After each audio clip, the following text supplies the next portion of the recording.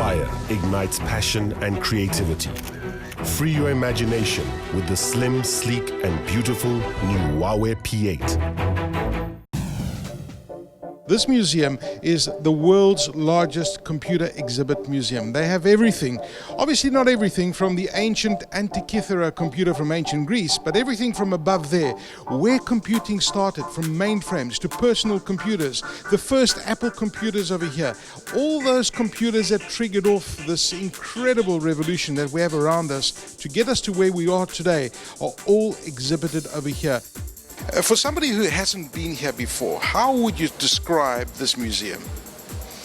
Well, what we hope to tell is really the story of this technology that's changing all of our lives, and in a way that's accessible to ordinary people.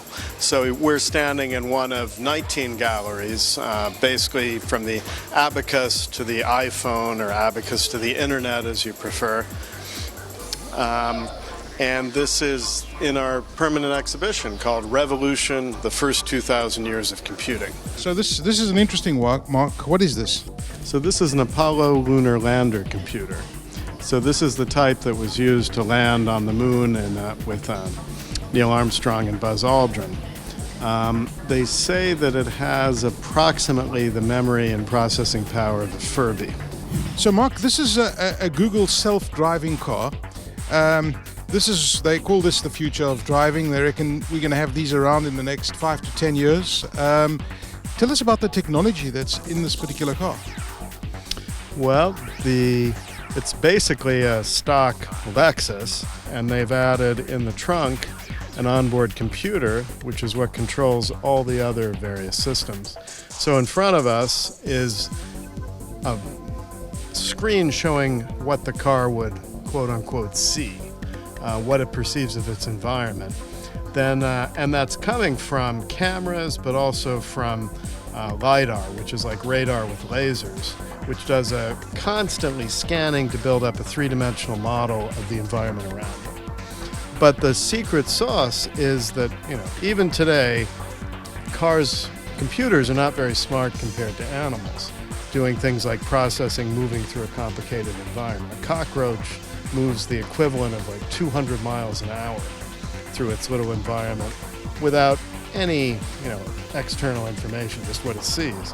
The car has an advantage. It has, in this case, a Google map, the equivalent, pumped to it all the time so that it knows exactly where it is. It knows where things around it are.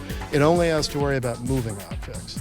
So pedestrians, perhaps a dog, but mostly other cars and pedestrians.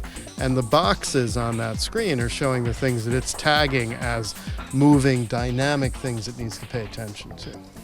Well, this is where it gets really exciting, because behind me you can see all the mini computers, and this is where the computing game really starts to change, because it's all about price. And as the prices start to drop, this is where it's leading to the first personal computer that's going to come out. So you'll see in the background there are just computers, and behind me you'll see the price differences of computers starting at like $28,500. But just look how small they get. Look how they're changing in price. And this is where computing really starts to become personal, when you have these kind of technologies behind me. And this is where the revolution of personal computing really started. So I'm standing with super geek Dimitri Tsurpis, who is the CTO at Mustek, and this is kind of where your fascination with computers started. Kind of, Aki. The stuff was really not available. We read about it in magazines. We waited every Thursday for PC Magazine to come out, Estral Books in Hillbrow. We got the copy, we read the back pages. We desperately wanted the stuff, we couldn't get hold of it. Here we're now standing in front of it, it's like unbelievable. So this is the one that was on Jobs, built at Jobs' house. They hand plugged the computer chips in.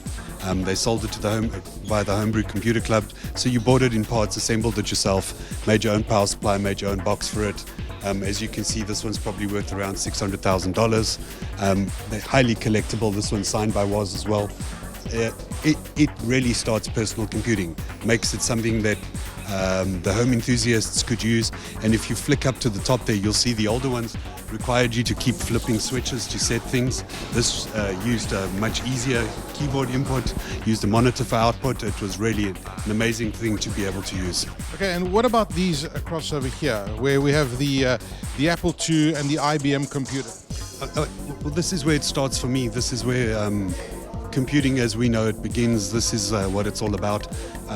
So this is, like the man said, a very iconic part of the entire tour at the Computer History Museum, where you have two icons.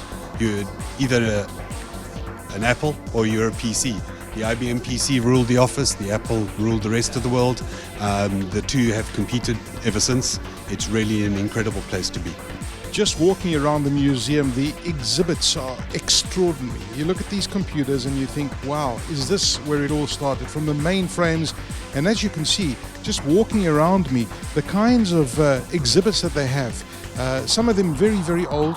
Many of them have been donated to the museum. And if you're ever in this area, if you're ever in California, near San Francisco, near Palo Alto, near Mountain View, this is one place you definitely need to come and visit, because the exhibits in this museum are extraordinary.